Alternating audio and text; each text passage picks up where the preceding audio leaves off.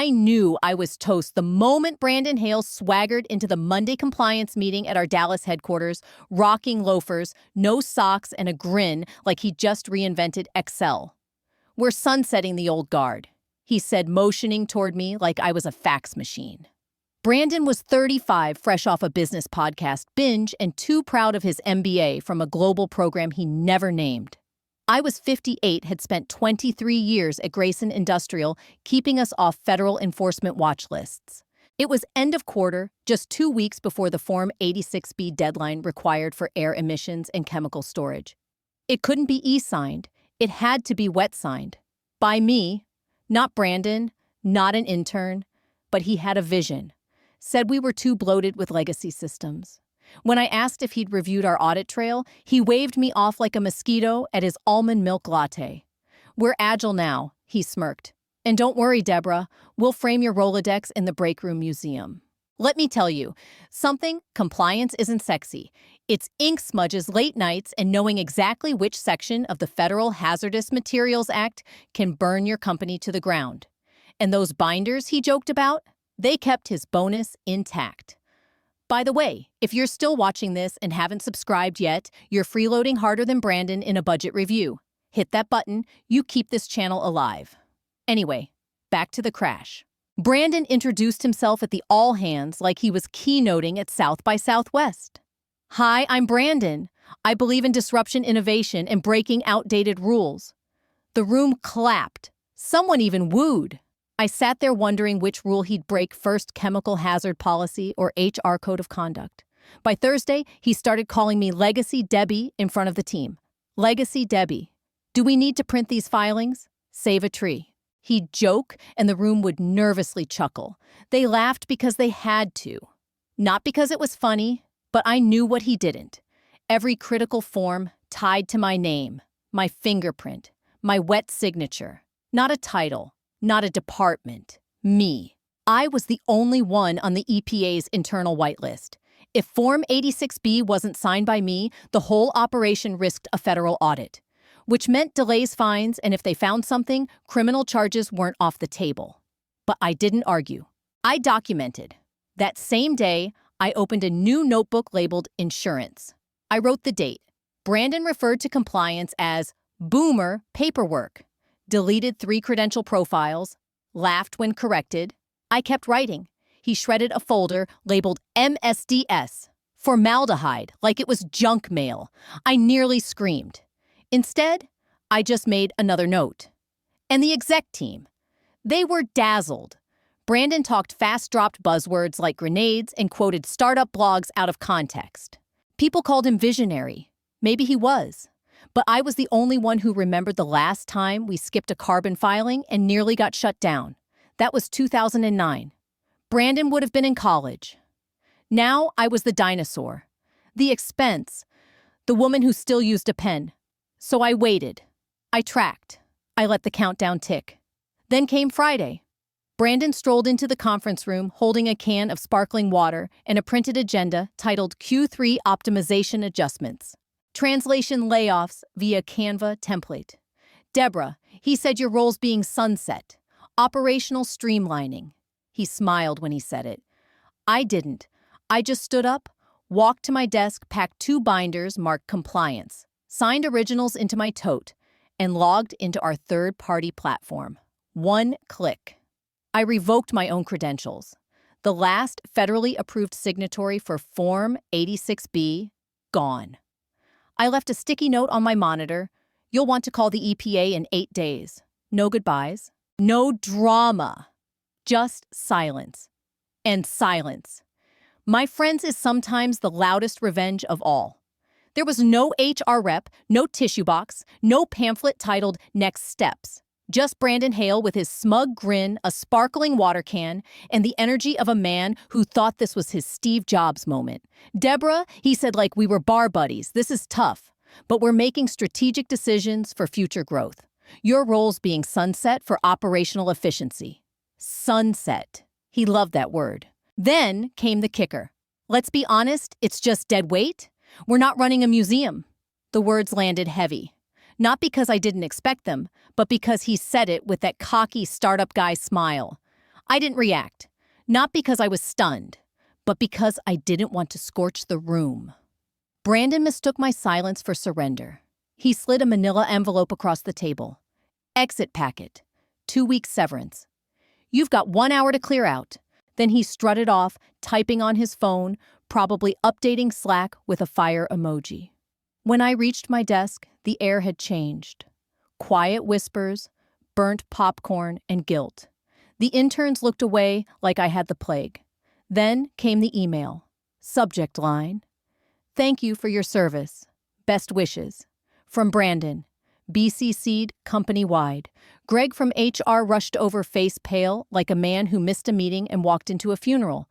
"I didn't know this was happening today," he mumbled. "Not your fault," I said calmly, folding my laptop. He skipped protocol. "Efficient, right?" Greg nodded sheepishly. "We can schedule a sit-down." "No need." I slipped 2 binders labeled compliance, signed originals into my tote bag. I already knew where this was going. Across the floor, Brandon held court in a glass meeting room, arms flailing, talking to marketing like he was Moses delivering tablets. Everyone laughed. No one looked at me except Anna, the receptionist. She mouthed, "I'm sorry." I nodded once. That was enough. If you've made it this far, you already know some stories don't end. They evolve. Hit that subscribe button, and I'll show you exactly what happened when the board came knocking. And I answered. No one noticed when I logged into the federal compliance portal and removed my biometric credentials. No one noticed when I dropped my brass key into a drawer labeled Regulatory Archive and scribbled closed on the label. And no one noticed the yellow sticky note I left on my monitor. You'll want to call the EPA in 8 days. No grand speech. No meltdown. Just silence. After 23 years, I didn't even get a goodbye lunch or a sheet cake.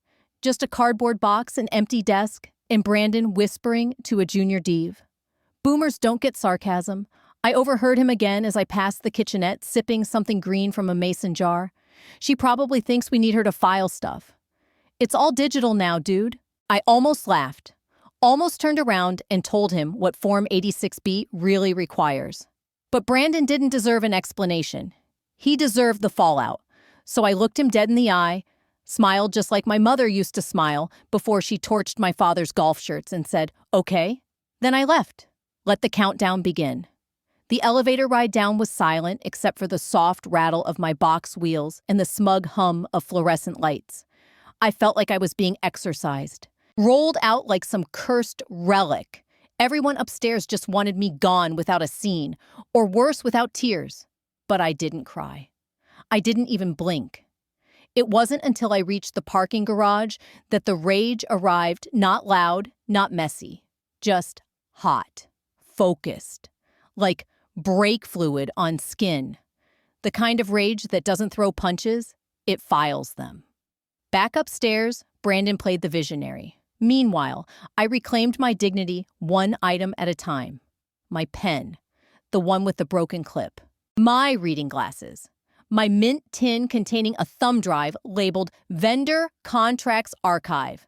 And finally, from the bottom drawer, the 2 black binders. Thick, labeled, clean. Nobody asked what they were. Nobody dared.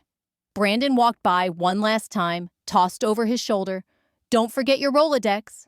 I smiled tight-lipped. Not because it was funny, because he just erased the paper trail and didn't even know it. Not because it was funny, but because Brandon had just sealed his own doom. The Rolodex joke outdated. But what wasn't gone? The federal regulation that still required physical signatures on certain certifications. Certifications I handled exclusively. The last time Grayson Industrial outsourced compliance, we got hit with a 6-month shipping freeze. I remembered. Brandon didn't. I logged into the certification platform from my desktop, my final act. 2-factor authentication. Fingerprint scan. 1 security question. What was your first filing code? F1986A. Enter. The dashboard opened like a lit fuse. I revoked my credentials. Just like that, their only authorized agent for Form 86B ceased to exist in the system. It wasn't revenge, it was policy. My departure required deactivation. No one else could reauthorize without biometric revalidation, which takes conveniently 10 business days. And the deadline? 10 days away. I left my monitor on for flare. A ticking countdown clock blinked 192 hours, 40 minutes. On a sticky note, I wrote, "You'll want to call the EPA in 8 days. No rant, no signature, just truth center screen." I unplugged my charger, glanced around my cubicle one last time, and wheeled my box toward the elevator. Through the glass walls, Brandon was still holding court high-fiving a junior dev. Someone had posted a Goodbye Legacy Debbie meme on Slack, complete with a tombstone emoji. I chuckled. Not because it was clever, because they had no idea what legacy really meant. As the elevator doors closed, I imagined the look on Brandon's face 8 days from now when the filing alert dings, the phones ring, and the legal team starts sweating. Dead weight. Funny thing about dead weight, it tends to hold the hull together until it's gone. The next Monday, Brandon unveiled his streamlined compliance workflow to the company. Pastel grids, tabs labeled Q3 filings, EPA stuff, and my favorite signatures. Optional. He called it innovation. The board called it progress. I called it an obituary. While Brandon built his spreadsheet empire, I was in my backyard garden. Cargo shorts, a faded company hoodie, sweet tea in hand. I planted heirloom tomatoes, sharpened my garden shears to a lethal shine. The hydrangeas were finally blooming deep blue this year. Some mornings, I'd check my phone and see ex-colleagues resharing Brandon's motivational quotes on LinkedIn. Good leaders don't ask for signatures. They ask for solutions. Sure, kid. You let me know how that works out. Day 4. I checked the Department of Environmental Oversight's website. No press releases. Day 5, I opened the public filing portal. Our company's Form 86B not listed. Not pending. Not started. Perfect. I turned off notifications and went back to my hydrangeas. I hummed an old tune, something my dad used to sing while fixing the carburetor. Ain't no sunshine when she's gone. Day 6, nothing. Day 7, still quiet. Brandon was probably patting himself on the back for disrupting a 30-year compliance system with color-coded tabs and cat gifs. Meanwhile, the system ticked toward 0. That signature field still empty. Still required. And me, I wasn't angry anymore. Not even smug. Just still. There's a peace that comes when you've done everything by the book and watched those who didn't walk straight into the consequences. In those quiet days between sips of coffee and pruning basil, I realized something. I didn't just leave the building. I took the instruction manual with me and locked the door behind me. Let the countdown continue. What I felt wasn't satisfaction. It was distance, cool and clinical, like the kind that settles in after you survive a black ice skid. You sit still, hands on the wheel, heart slowing, and think I made it. But damn, that was close. That was what working under Brandon felt like. 2 years of chaos dressed up as agile transformation. And now I waited. No scheming, no sabotage. Just silence and gravity. Because if there's one thing I trust more than karma, it's a federal compliance system. They don't forget. They don't forgive. And they sure as hell don't negotiate with pastel-colored spreadsheets. Day 9. I was in the garage sharpening my garden shears when the call came. Blocked number. Could have been a scammer or my ex-husband's new girlfriend trying to clear the air. I answered anyway. Deborah, the voice wavered. "Hey, Kelly," I said, easing into a lawn chair. She still worked in finance. Sounded like she was whispering a confession. "We just got a letter. From the Department of Environmental Oversight," she said. "Form 86B is missing. It's marked urgent. Like all caps, urgent." I said nothing. Just let the pause stretch. I mean, she fumbled. You always handled those right. Brandon said it was all set to autopilot. That nearly made me laugh. Because right then, I knew the Jenga tower had begun to wobble. I opened my phone, scrolled to the screenshot I saved months ago. There it was. Brandon's Slack message in the AO HashOps Innovation channel. "Don't worry that old bat had everything on autopilot. We're just cleaning up." God bless emojis. They turn digital arrogance into legal evidence. Still, I didn't confirm anything. Just said, forward me the letter. For my records, she hesitated. Finance people are trained not to leak, so I reminded her about that licensing report she botched in Q1. The file landed in my inbox 2 minutes later. Subject: failure to file form. 86B language, immediate action required. Penalty: up to $5 million in suspension of permits. Full audit. All for a form that takes 30 minutes to prepare, 60 seconds to sign, and years to understand the weight of. I made tea slowly, sat on my porch swing. A squirrel was digging up my basil like he was hunting for evidence. I let him. Then I opened my laptop and created a folder. Insurance, all caps. First file Slack screenshot. Second termination letter signed by Brandon, dated 9 days before the deadline. Third, a thank you email from legal 6 months earlier for maintaining year-over-year compliance. Fourth, my biometric renewal scheduled annually in April. Fifth, a printout of the digital filing log. No submission, no signature, just an empty line. Then, just for poetry, I dropped in a photo of the sticky note I left on my monitor. You'll want to call the EPA in 8 days. I wasn't sending anything yet. Not to legal, not to the board, not even to my lawyer. This was the prelude. But the table was set. And Brandon. He was the main course, probably still sipping green sludge from a mason jar and reposting self-congratulatory nonsense on LinkedIn. Meanwhile, I sat in the Texas sun, sipping sweet tea, picturing the blood drain from his face when he finally read that letter. He thought I left a mess behind. Truth is, I took the manual with me. Locked the door on the way out. Some victories don't come with applause. They come with Gmail drafts, time-stamped files, and a squirrel staging a one-rodent protest in your herb garden. I gave him a peanut. Some chaos is worth feeding. Day 10, it hit. Certified mail, email blast, subject line in all caps. No emojis this time. Notice of penalty, Form 86B noncompliance, pursuant to Section 9C of the Federal Hazardous Materials Reporting Act. Preliminary fine $5 million pending full audit. The kind of email that makes executives choke on their oat milk. By 9:17 a.m., every glass office at Grayson lit up like a Christmas tree in hell. Emergency meetings, legal calls, blinds drawn, and I refilled my tea. The real storm hadn't even started. Calendars auto-filled with emergency compliance reviews. Someone even pulled the blinds on the break room like liability could seep through the Keurig machine. Brandon scheduled a mandatory company-wide Zoom for noon. He opened the call with the same too-casual tone he'd used the day he fired me. But this time, his voice had a tightness to it. A quiver just beneath the buzzwords. Hey everyone, look, this is just a temporary hiccup. We've received a notice from the Department of Environmental Oversight regarding a missed filing. We're addressing it. It stems from an outdated process that we've already modernized. Outdated process. As if the form mailed itself to DC with a blank page and a middle finger. Brandon smiled wide, but off. Panic sweat darkened his Patagonia knockoff. That fabric doesn't breathe under pressure. A few employees nodded politely.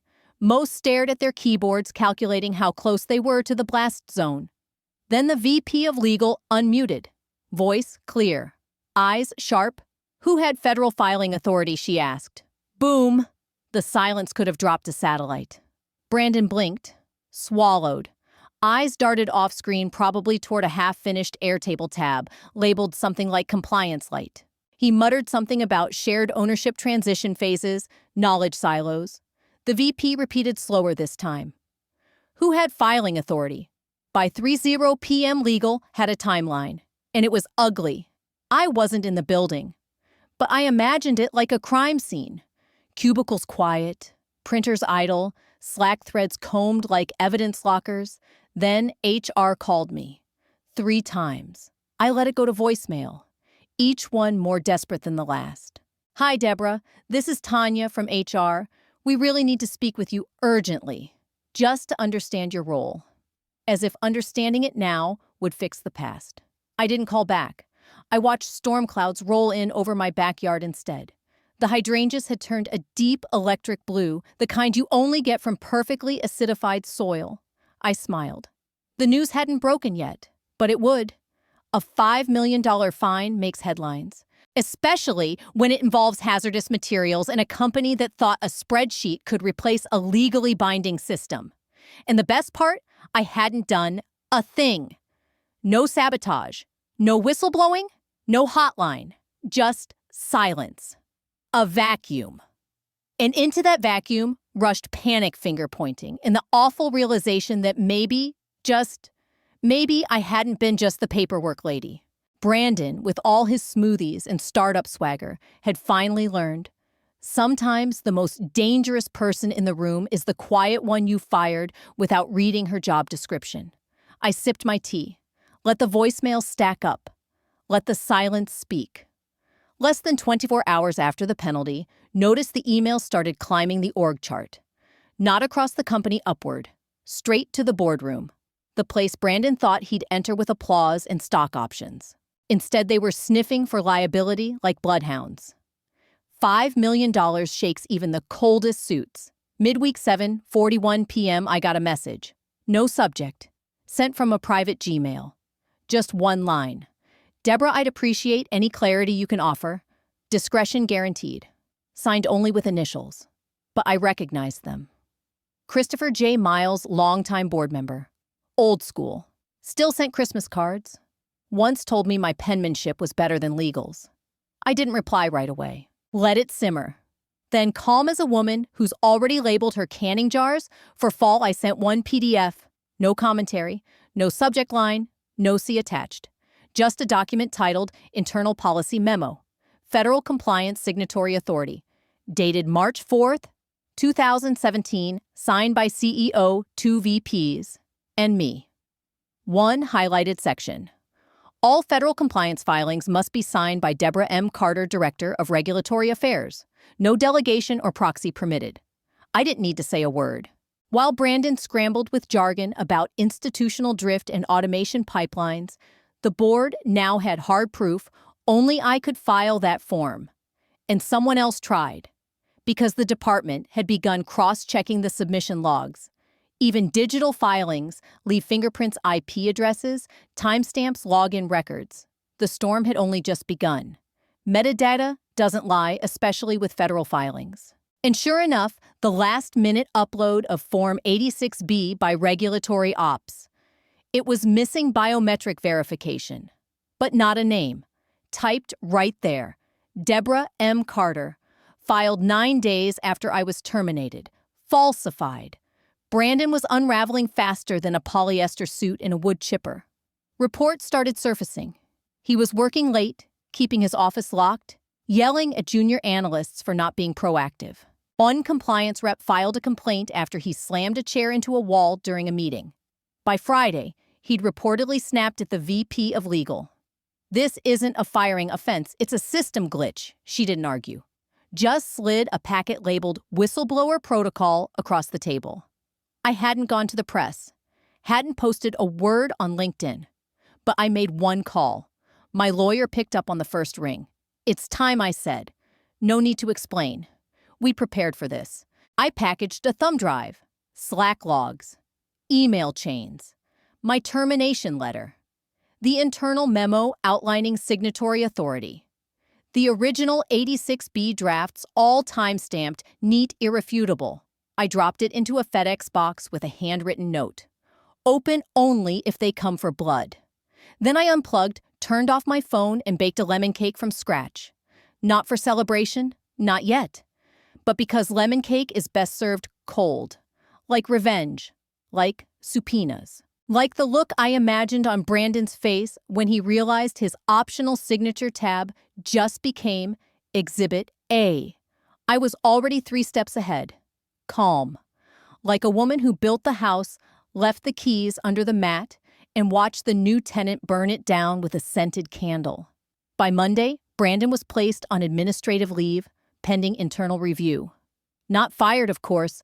Can't ruin a golden boy's resume. Just corporate's way of saying disappear before the feds start asking questions. 2 days later, his LinkedIn changed open to work.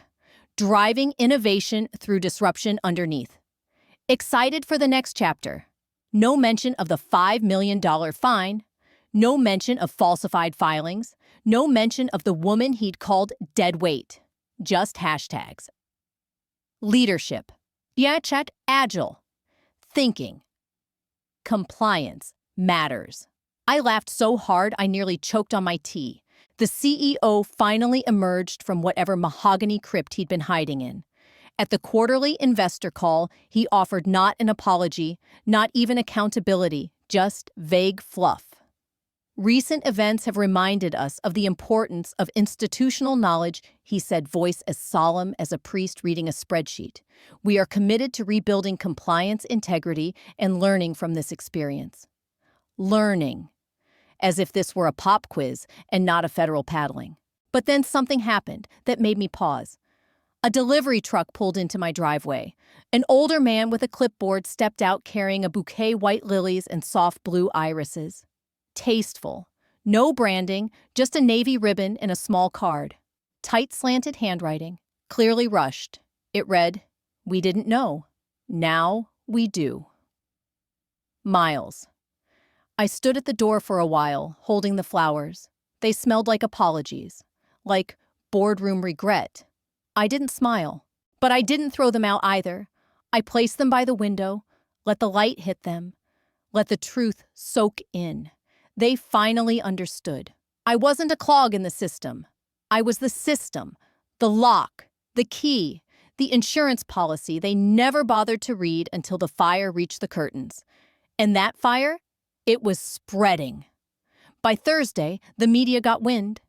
At first, just a whisper in finance blogs. Something about a mid-size industrial firm under federal audit for missing hazardous materials filings. But it picked up steam fast. Someone leaked a memo. My name wasn't on it, but it didn't take a detective. An old colleague messaged me. "Damn." "You okay?" I replied. "Thriving." Reporters started calling the company, asking about legacy process failures. One journalist even got a copy of Brandon's infamous Slack message. Yes, that one. They'd already contacted the Department of Environmental Oversight. Now, legal was scrambling. But you can't spin federal negligence with buzzwords and swag bags. Not when your entire compliance framework just collapsed, because some tech bro thought government filings could be replaced by drop-down menus and vibes. The real kicker word, through the grapevine, said the board was reinstating the Director of Regulatory Affairs. But now, it would be a VP-level role. Double the salary. Full autonomy. Turns out legacy has a price tag, after all. I didn't reach out. Didn't gloat, didn't tweet, didn't leak a thing, but I did forward a photo of those lilies and irises to my lawyer with the subject line, "For the file." The flowers were nice. I'll take a check next time, because this wasn't closure. Not yet. The final nail was still waiting. The audit was still coming. And the real storm, it was just offshore. It made landfall exactly 1 week after the board received the memo and legal stopped pretending to be reviewing the situation. The Department of Environmental Oversight made it official. $5 million fine. Regulatory negligence. Failure to file federally mandated hazardous materials disclosures? It wasn't just a letter. It was an obituary. Cause of death? Arrogance in a blazer and no socks. The company issued a vague, damp press statement. We acknowledge the seriousness of this oversight and are cooperating fully with regulators. No apology, no admission, just corporate throat clearing. The media didn't buy it. The headlines practically wrote themselves. Startups' compliance cuts lead to catastrophic fine modernization plan. Ends in federal sanction, fired director's signature absence. Costs company, millions. That last one, I laughed so hard I nearly spilled my tea. Signature absence. Now that's poetic justice in ballpoint ink. Then came the photo. A former coworker, the rare kind who still had a spine, sent it via encrypted text. No caption needed. Brandon. Outside the office, cardboard box in one hand, a monitor sticking out the side. Jacket slung over his shoulder like it weighed more than the consequences. His hair once carefully tousled, now limp. His face pale. No crowd. No sympathy. Just a man realizing too late. You can't disrupt federal law with vibes and drop-down menus. Later that day, a leaked memo landed in my inbox from 3 different people. E.T. probably. Bless their nosy little hearts. Subject effective. Immediately, all regulatory compliance matters will be overseen by senior staff with proven federal experience. Translation: not Brandon. Not someone who thought Slack emojis could replace a signature. Then came the call. Late afternoon. Sun pouring across my kitchen counter, lighting up the basil plant like it was under interrogation. Unknown number. Local area code. "Hi, this is Rachel," the voice said. "I'm with Cormorant Industries Regulatory Division. We've been following the situation at your former employer." She paused. "We'd love to talk consulting or something more permanent." I smiled, not because I needed the job, I didn't, but because of what it meant. Brandon may have thrown me out like expired toner, but the industry, it still remembered what competence looked like, what legacy actually meant. "Let me think about it," I said, which is polite code for "you'll be hearing from my lawyer." After the call, I sat quietly. The air was still. Even the squirrels seemed to be taking the afternoon off. Then I spotted an envelope in the mail pile. Government issue. IRS logo. Frowning, I opened it. Turns out Brandon never updated the company's contact records after taking over. The letter was addressed to him, but mailed to me, still listed as the compliance address of record, his name, his tax ID, a polite notice about unreported reimbursements, and a scheduled audit. I stared at it for a moment. The irony was so thick I could have spread it on toast. Then quietly, deliberately, I fed it into the shredder. Let it grind and whir like a tiny victory parade. "Legacy expense," I muttered, chuckling to myself. Then I took another sip of coffee. Still hot. Still strong. Just like me. You've made it this far, so you're the real MVPs of the office jungle. Smash that subscribe button, or the coffee pot might just forget your next brew.